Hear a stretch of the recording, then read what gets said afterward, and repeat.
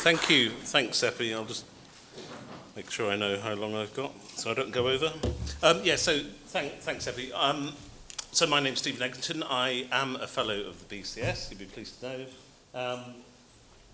And my first job was as a cartographer and a senior cartographer, and I do that is part of what I do now, but I do other things, and that's what I'm going to talk about. And I'm mainly going to talk about the opportunities which I see for geospatial professionals generally, particularly cartographers and GIS people.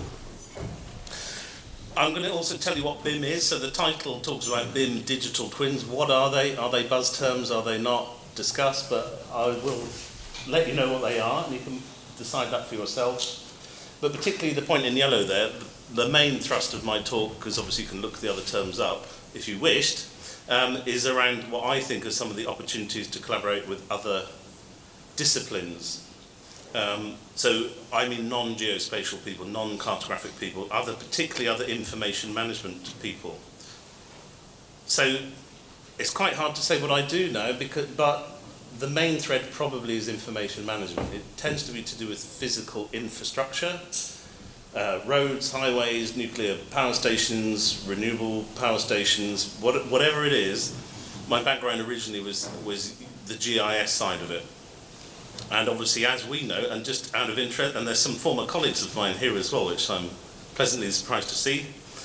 I'm not quite as old as I look. It's probably the loss of hair, but this is in the year 2000 when I started professionally as a cartographer, having studied environmental biology.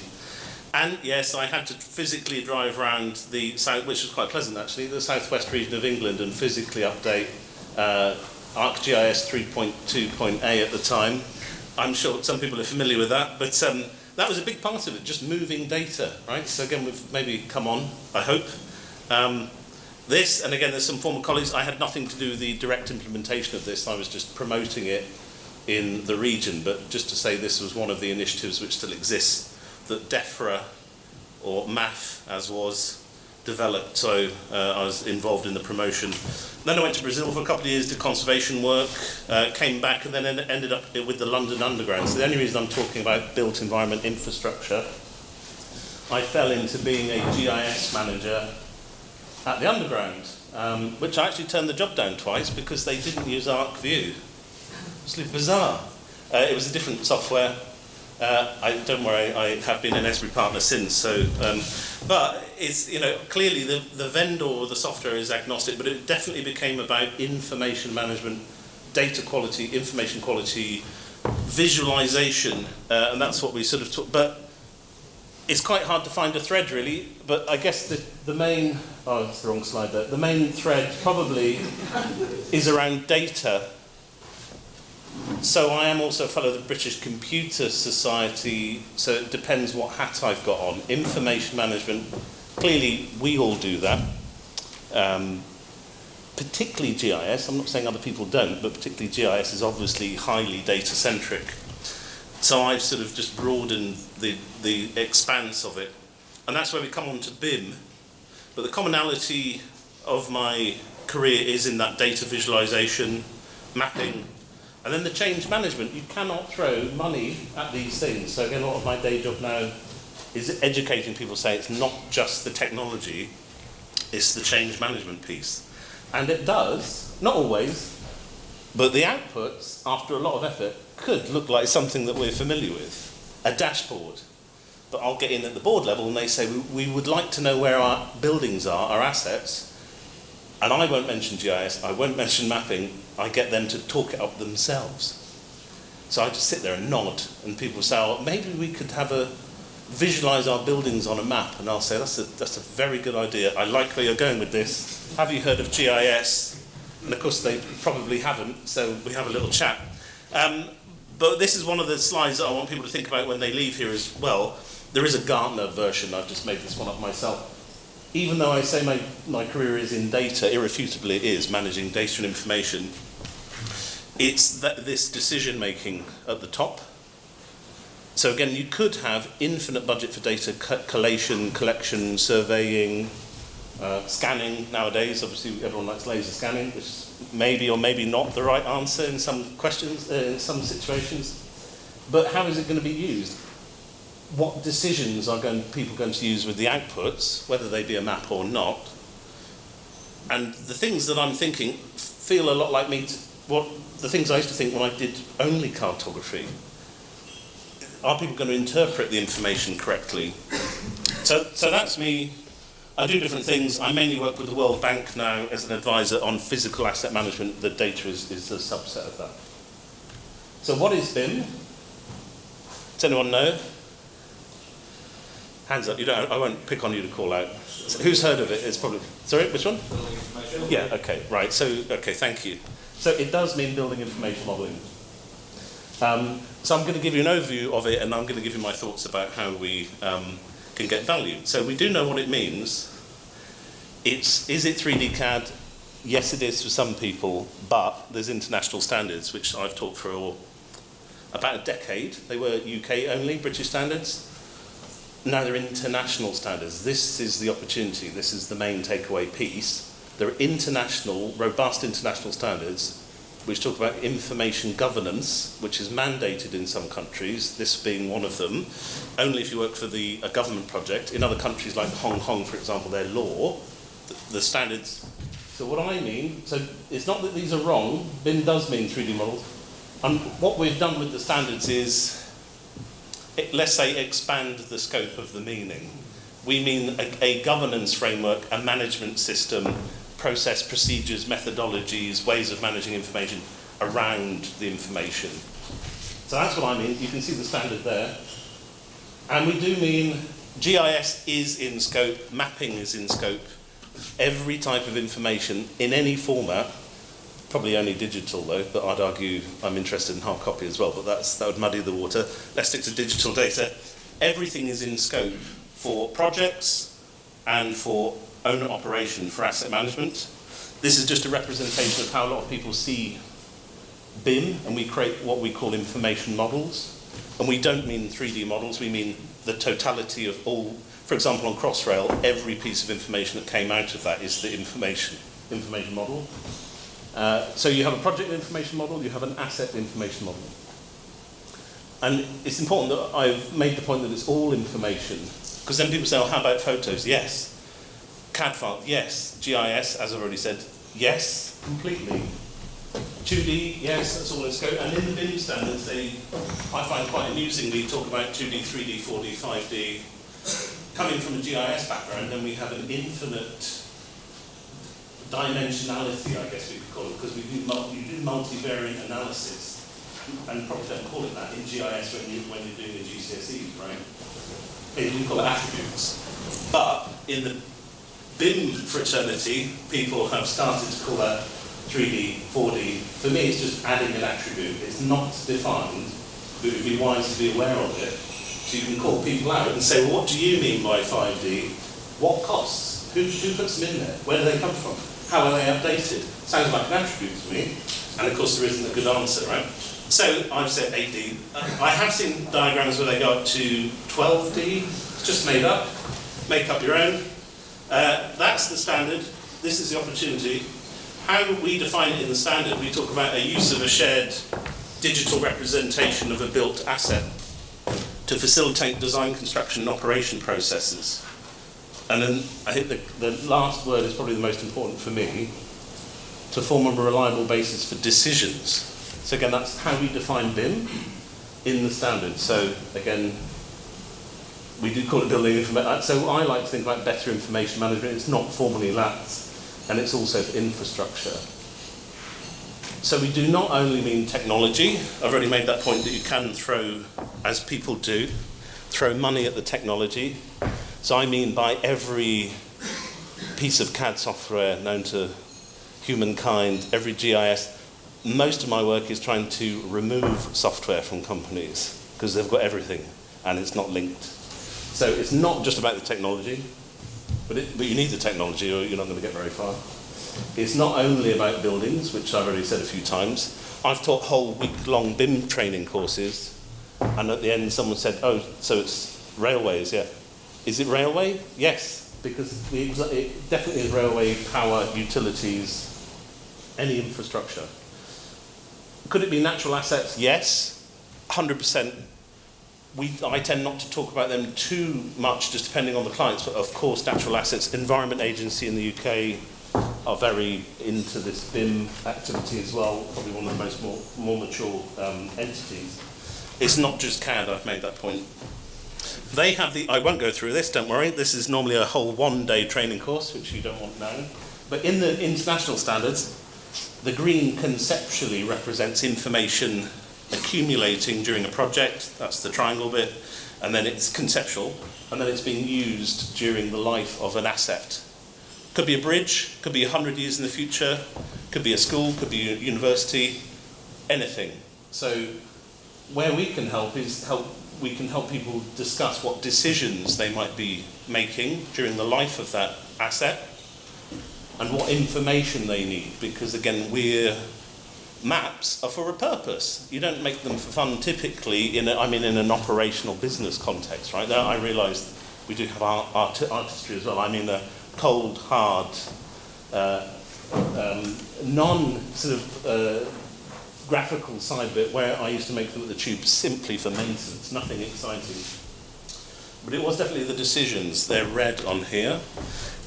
If we abstract that up, then you can see the data goes in. So we provide the data, we provide the GIS, the cartographic data, the decisions we may or may not be making, and then people may or may not take action. This is how you make a map. I mean, obviously there's skills, but it's thinking about that workflow. What are the decisions? Well, I remember starting my career in cartography, really thinking about how the lines had to look, etc. The key, the colour of the ink when it prints out. As I've already said, that thought process can be missing there now with other types of information. So again, that's where we have innate skills. There is a suite of standards. It's not just me talking about it, they're there, you can look them up. These are the standards that define BIM. And why do we need to do it now, particularly in the United Kingdom? Because the central UK government tell you to do it. If you're in a government project, it's required as a mandate under the contract. And you have to do it. If it's not a central government project, you don't have to do it. There's no law, there's no legislation, but it would be considered best practice. Just like with Inspire directive, local authorities have to do it, at least they had to. I'm sure they still do, no comment, I don't know, I'm not up to speed. Other people do it because it's best practice. Now, what we've got now, sadly, is another case why we might be interested in managing information for assets in a better way. This is linked with the Grenfell fire. So a law has come out called the Building Safety Act, which mandates what they call a digital golden thread. Without getting into details, one of the key things to know is where are things, like where are materials, where are products, how do you visualize it? Now, putting things on a map is one of the most obvious ways to do that. Considering whole life as well, I've already made this point that when we start to look at the whole life, in this case I made this working in the rail sector, some assets are over 100 years old, maybe extreme for some domains. But you start to think like this, you start to think about the value of the information just as you would a physical product. And then that's like the why. The other why might be, for us, it might be to do with the physical challenge around assets being destroyed by natural disaster. That's not necessarily a focus of BIM, but certainly with the delegation today, then that's, for me, there's an overlap. We talk about risks, we don't necessarily talk about natural disaster risk. I think there's a massive opportunity. If I'm collecting high quality information for my built assets at a national level, then there's an overlap which I think is missed. So for us, geospatial cartographic professionals, get involved in BIM, look things up, these specific examples. Clearly there's hundreds of things we can add value, but the ones I've picked out, we have a deep understanding of just managing information, because that's part of what we do. Other people do not. I teach people no background in information management whatsoever, so it's the absolute most basic level of understanding. And it's not shocking, it's just not their background. So again, we get it, we're ahead of the curve. we typically, not always, but we typically work in a real-world context. Maps doesn't have to be, but we often do. Infamously, not now necessarily, but infamously, CAD and architectural designs traditionally were not necessarily done in real world, so you always had some fun putting them in the right place, but we can do that now. We understand the importance of metadata. We understand what metadata is. Most people have no clue whatsoever, but that's a clear requirement in the government standards. We think data, not documents. So I don't think of PDFs, I think of things like tabulated data, because my original background is GIS. Most people do not. So they can go around in circles thinking information management is document management. There is an overlap, but it's not the same. So again, we know this as an opportunity to get involved. Systems integration is something that we natively do and don't talk about, for example, in GIS. You link with it, people will ask me, oh, can we link to a database? So, well, I can't go, well, obviously. I have to say, yes, that is possible. Well, yeah. I mean, again, you will have some people that don't realise that's possible. And we, not always, but again, depending on what you do, just go back here, operational maps, the kind of maps I used to make at the underground, for example, are not made for fun. The Harry Beck map, which we didn't do, frustratingly, someone else did that. We did internal maps. That's not for fun, it's for a purpose, right? So again, we have an idea of what the purposes are.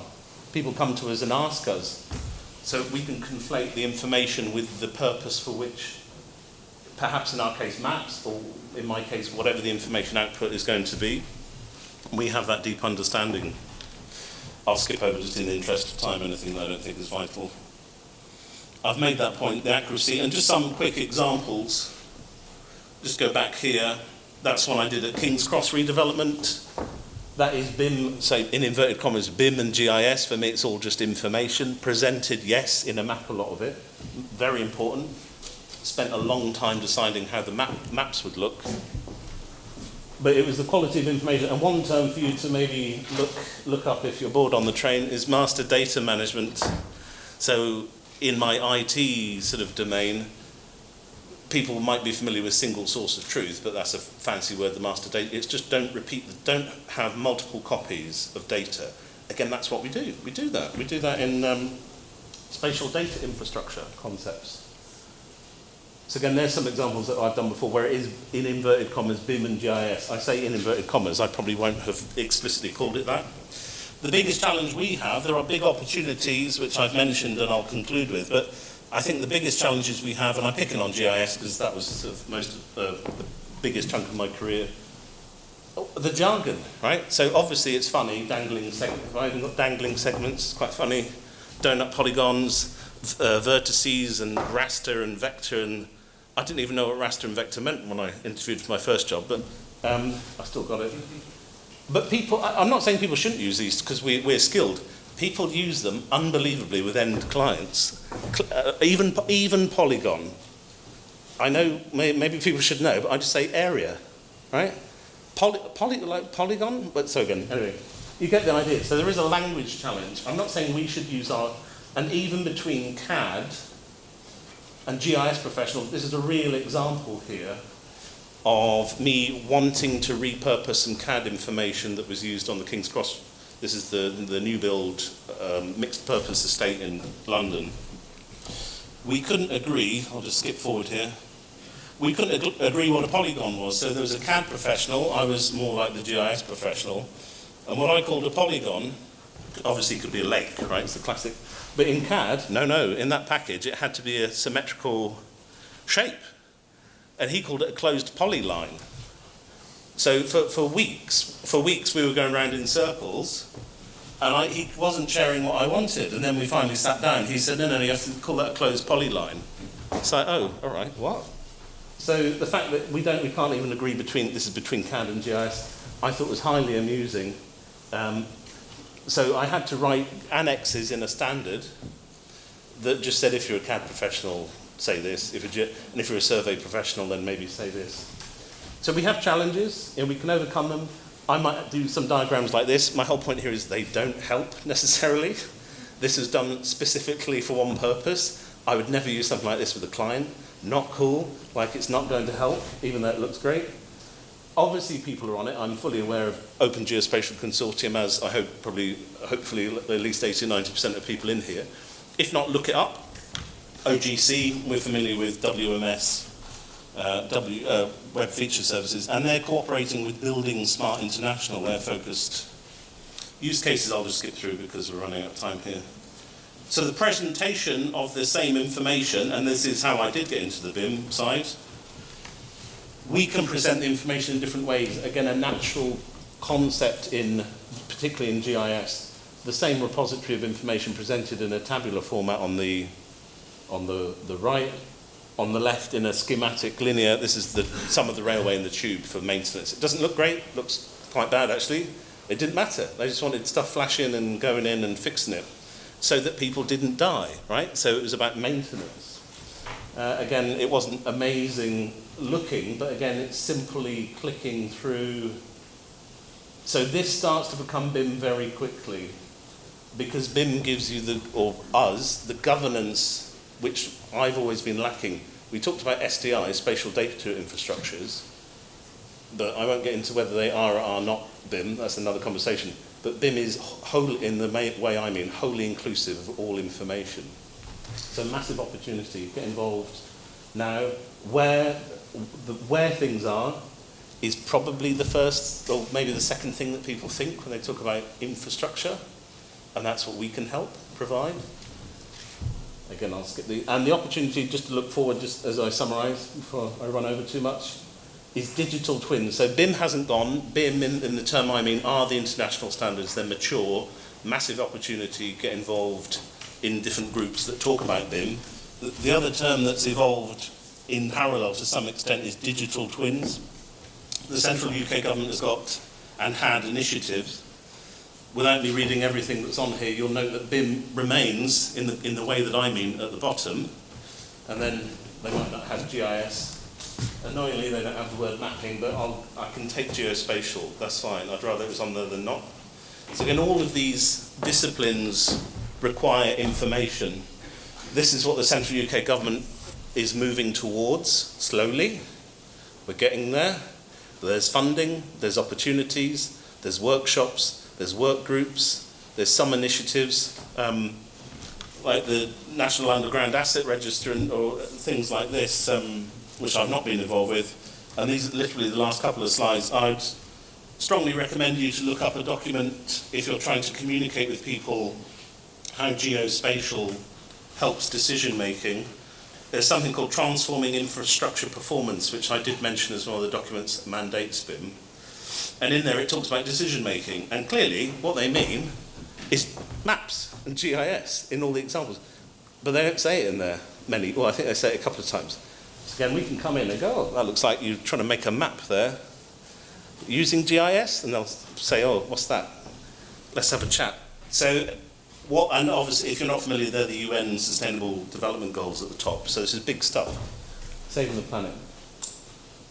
And this is one of the last ones. Just something really basic and fundamental in the BIM standards without all the highfalutin UN Sustainable Development Goals necessarily.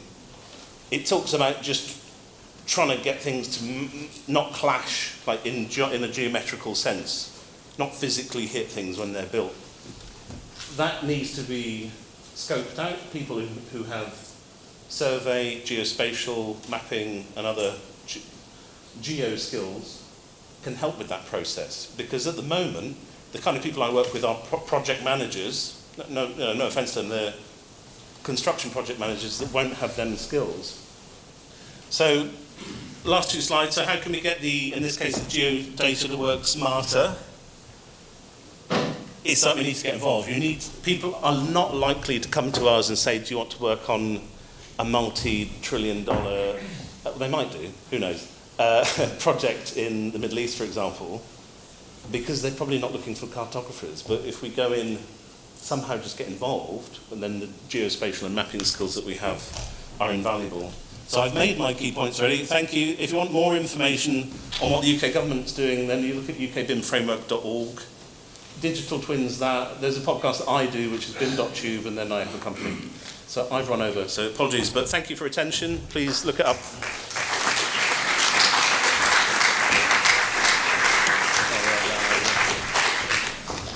Thank you, Steve. We have run over. He did run over.